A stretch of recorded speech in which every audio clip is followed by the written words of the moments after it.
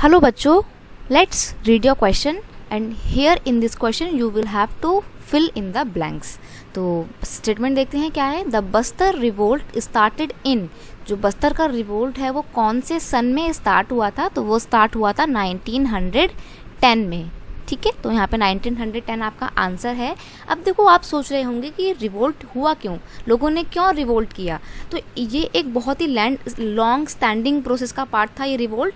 क्या होता है, जो ब्रिटिशर्स आते हैं वो बस्तर के पूरे एरिया में कैप्चर कर लेते हैं और वहाँ के जो फॉरेस्ट हैं उसका 2/3 पार्ट जो है रिजर्व कर लेते हैं. और जो रिजर्व फॉरेस्ट वो लोग घोषित करते हैं, अनाउंस करते हैं, वहाँ पे जितने भी विलेजर्स होते हैं सबको विदाउट एनी कंपनसेशन उनके एरिया से, उनको उनके घरों से बाहर भगा दिया जाता है.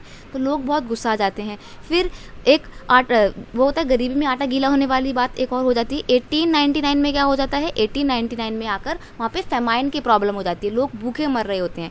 और फिर 1907 में भी ये एक फेमाइन आती है. तो लोग बहुत गुस्साए हुए होते हैं ब्रिटिश गवर्नमेंट से कि हम यहाँ भूखे प्यासे मर रहे हैं और हमारे को हमारे ही घरों से, हमारे ही जंगलों से निकाला जाता है. ठीक है, तो 1910 में जब लोगों के सब्र का बांध टूट जाता है वो एक रिबेलियन स्टार्ट कर देते हैं. और जब ये रिबेलियन स्टार्ट होता है तो क्या करते हैं बस्तर के लोग बाजार वगैरह को लूटना शुरू कर देते हैं. जो बड़े बड़े ऑफिसर्स के घर होते हैं, ट्रेडर्स के घर होते हैं, स्कूल्स होते हैं, पुलिस स्टेशन होते हैं, यानी कि जितने भी ब्रिटिश ऑफिशियल्स के ऑफिस होते हैं उन सब में आग लगा दी जाती है, उन सब को लूटा जाता है. ठीक है, उन सब में रॉबरी की जाती है. फिर क्या होता है, जो बड़े बड़े होर्डिंग्स एरिया होते हैं ना, जहाँ पे सारा अनाज स्टोर करके रखा जाता था, ग्रेन्स वगैरह को स्टोर करके रखा जाता था, ट्राइबल्स लोगों ने उन ग्रेन्स एरिया पे भी अटैक किया और सारा ग्रेन जो है लूट के उन्होंने आपस में रीडिस्ट्रीब्यूट कर लिया, आपस में बांट लिया.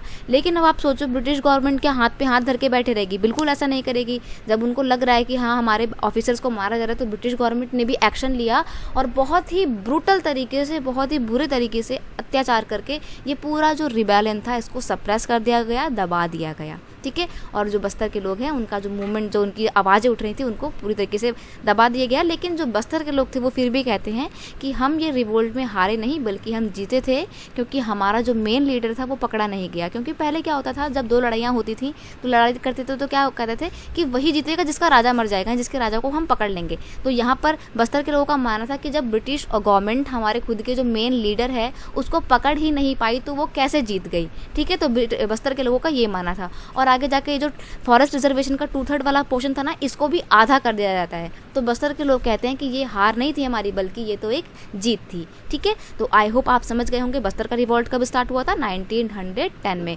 Here is your correct answer is 1910. I hope you understand it well. Best of luck.